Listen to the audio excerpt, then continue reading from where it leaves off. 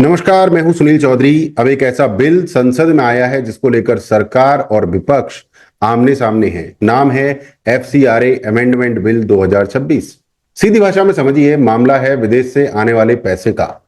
पैसा किसके पास आ रहा है, पैसा कहां जा रहा है, कहां से आ रहा है, किस काम में लग रहा है, और अगर किसी संस्था का FCRA रजिस्ट्रेशन खत्म हो जाए तो उसके पास मौजूद फॉरेन फंडेड एसेट्स का क्या होगा।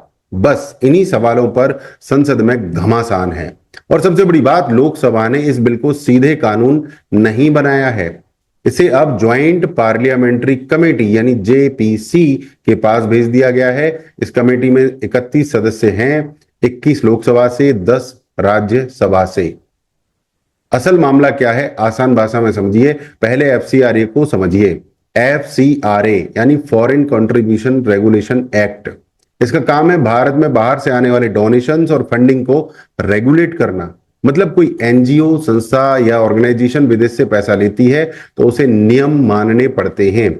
रजिस्ट्रेशन चाहिए, पैसे का हिसाब देना पड़ता है, कहां से पैसा आया, कितना आया और कहां खर्च हुआ, इसकी जानकारी देनी पड़ती है। सरकार का कहना है कि इसका मकसद फॉरेन फंडिंग को ट्रांसपेरेंट और अकाउंटेबल बनाना है।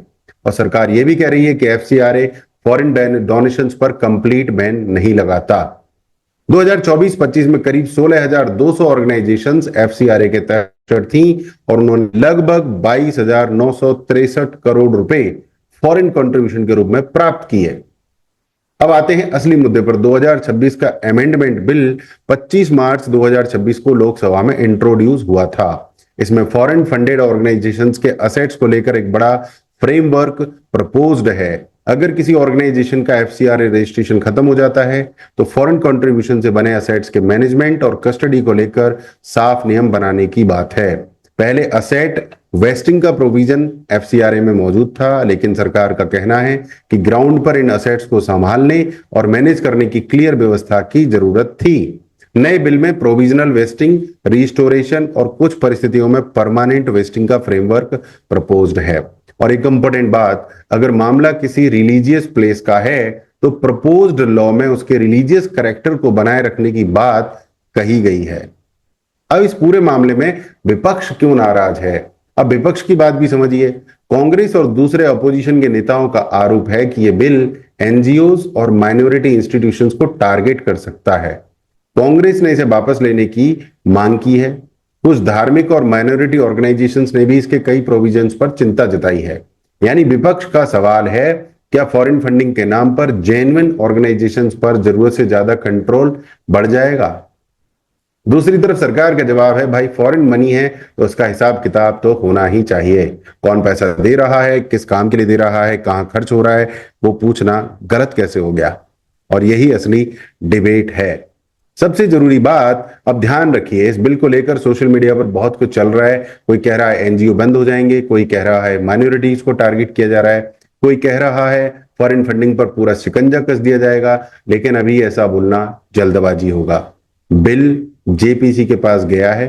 अब पार्लियामेंट्री कमेटी इसके प्रोविजंस को देखेगी, सुझाव लेगी और फिर पार्लियामेंट के सामने मामला वापस आएगा। यानी कहानी अभी खत्म नहीं हुई है। असल खेल अब JPC की स्क्रूटनी में होगा।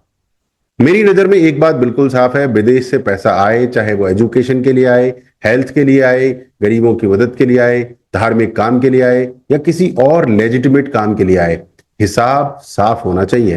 हिसाब तो होना ही चाहिए, लेकिन साथ में यह भी जरूरी है कि जेन्युइन ऑर्गेनाइजेशंस को अननेसेसरीली परेशान ना किया जाए। यानी देश हित भी रहे और जेन्युइन सोशल वर्क भी चलता रहे। अब देखना यह है कि JPC के इस बिल में क्या बदलाव सुझाती है और पार्लियामेंट आखिर इसका फाइनल रूप क्या तय करता है। अगर आपको ऐसी खबरों का सीधा, आसान और बिना घुमा फिराए एनालिसिस चाहिए तो चैनल को सब्सक्राइब कीजिए, फॉलो कीजिए, लाइक कीजिए, हाइप कीजिए। मैं हूं सुनील चौधरी। जय सनातन, वंदे मातरम, भारत माता की जय।